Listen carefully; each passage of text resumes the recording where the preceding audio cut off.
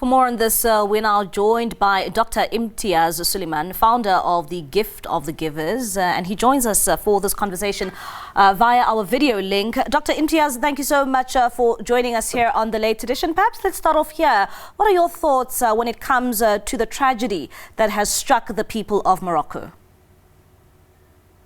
Well, every tragedy like this, it's heartbreaking. It's tough for the people, for the families, for the country, for the government. There's a huge loss of life. There's more than 2,900 people have already passed on.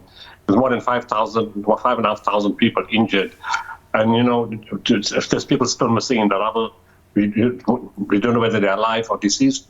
So it's a huge tragedy. It's complicated because it's in the mountains. It reminds me of the earthquake that was in Pakistan, 8 October 2005. It reminds me of the earthquake that was in Nepal, in the mountains again, in 2015. Very complicated to work in the mountains. It's tough, and you need all the resources and get to the areas as soon as you can get. But of course, we've offered the Moroccan government, as many governments and NGOs throughout the world have done, have offered assistance. We're just waiting to see what the decision is going to be. Yeah, and I was coming to that exactly because I heard you there on my colleague's package saying that you will not impose yourself when it comes to assistance in Morocco. Have they responded, or perhaps when are you expecting them to respond? Well, there's mixed kind of messages. Our ambassador, Ibrahim Idris, in Rabat spoke to them, to people within the Interior Ministry. Our DG spoke to the ambassador.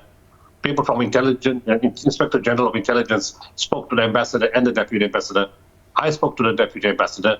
And the kind of message is sent out that, we are taking limited assistance from friendly countries. The messages, we have accepted assistance from Spain, UK, UAE, and Qatar. And on a day-by-day basis, we'll decide if we need any more assistance. If we don't want to complicate the area, it's very complicated, because we can't access the areas. And so that's the complication. So the replies, the sort of replies come back, we appreciate your assistance, your offer of assistance, but at the moment, we've only accepted from 4 countries. Yeah. And, should the Moroccan government respond as early as yesterday, when it comes to the teams you have prepared, how many teams or how many people will you be sending to Morocco to assist that country? Right now, we have 33 people on standby, 28 search and rescue. And as you mentioned in the beginning in your introduction, 4 of them are from CPUT. CPUT is a partner to us. They also have their own equipment, which assists in getting more equipment on site. The second team that's going to be joining us for the first time is Gauteng EMRS. They also come with their own equipment, 6 people from them. And then the rest is our teams made up from the people from Limpopo province, from Free State and other parts of the country. Many of them work in government facilities, and we encourage taking people that work in government facilities because it upskills our people and it trains them further for the public service. The other big addition is the K9s from the SABC. SABC is becoming a permanent part of our infrastructure now. They came with us to Turkey, and now the Deputy National Commissioner has released 5 dogs and 5 handlers to come with us. So altogether, 28 search and rescue personnel, many of them paramedics, people trained in structural collapse, 5 dog handlers and 5 dogs. And behind that, if necessary, we've told the Moroccan government that if your medical guys need assistance, we've got hundreds of health workers, on standby for different skills come on board. And in addition to that, we can help with material aid for tents, blankets, medicines, food, and all those kind of items once we're on site. And Dr. Imtiaz, when it comes to a rescue mission of this nature, you've already spoken about that it reminds you of Nepal in 2015. It also reminds you of the quake in Pakistan. What goes into, trying to assist a nation, especially one that is so mountainous? It's very complicated, but the fortunate part about this mountain, the houses in this mountain, they're not high houses. They're single-story or double-story houses, which makes it a little easier. In Turkey, it wasn't a mountain. It was flat, but it was 12-story buildings that pancaked in 2 minutes. You only saw 2 floors. The other 10 were missing. It crumbled completely. And in Nepal, it is very, very complicated. You couldn't get to the areas, the helicopters couldn't reach, people couldn't reach. It's exhausting, it takes a long time. And by the time you eventually get to the people, in some cases, you don't even worry anymore. It's a bit cruel to say people are buried in the rubble and you're never going to get them out because you can't reach them. In this place, it seems, besides the boulders on the road, it looks like the area is accessible because they are getting to several areas, but they need to move faster. They probably don't have enough equipment and enough manpower. Or the terrain is far more complicated than you can see through the pictures.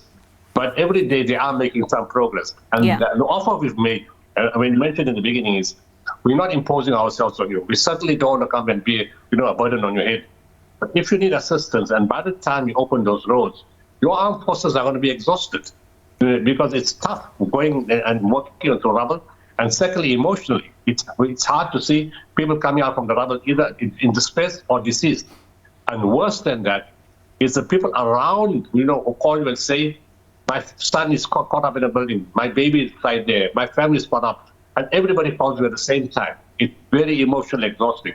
At that point, if you open it up for teams from several countries, they can access areas, and there's a chance, I think, we will still find live people, even 8 or 10 days later, because these are single and double-story buildings, not more than that. And Dr. Imtiaz, another tragedy you had to deal with not so long ago here in South Africa, in the city of Johannesburg, was indeed when we saw that building in the Johannesburg CBD going up in flames. Perhaps if you can just give us, an update when it comes to, your help there to the various families who've been affected by that fire. In South Africa, we always wait for disaster management to respond first. And remember, our team members are also within disaster management within the different structures in the country. So as a rule, we don't jump in first. We always wait for disaster management to get in. And in virtually 100% of the cases, they call us to support them. In cases of fire, where the firefighting takes a long time, the first request always is, can you please support the firefighters with liquids, energy drinks, energy biscuits, and hot meals. And we generally do that. We've done that many times. In 2017, with the Nazna fire, we supported 1,200 firefighters twice a day, but with energy drinks and energy biscuits, and meals every day. In the UCT fires, we supported firefighters again for those fires. And then in PP, last year, November, we supported firefighters, and we brought in additional personnel to support the firefighters. So in Johannesburg, we supported the firefighters. They did an excellent job. Yeah. In the evening, once the fire was settled, we were waiting for the residents, survivors, to go to shelters. And when the buses came, many of them did not want to go for two reasons. One is they were afraid that what positions are left in the building will disappear. And remember, these are poor people. These are their life's possessions. And secondly, the foreign nationals, they were not only foreign nationals inside there were many South Africans in the building also. The foreign nationals were afraid they will be taken to a transit camp and they will be deported. So they did not want to get in the buses. It was an issue of trust and suspicion. Eventually that night, 190 people did move, and they went to 3 different shelters. We provided mattresses, blankets, food, and support for them. And to cut a long story short, we supported them till Sunday. More people started coming. Eventually the figures got to more than 300. From the count, there were 425 people initially, but over 300 eventually went to the shelters, and we supported them right on Sunday. All right, then, Dr. Imtiaz, thank you so much for your time.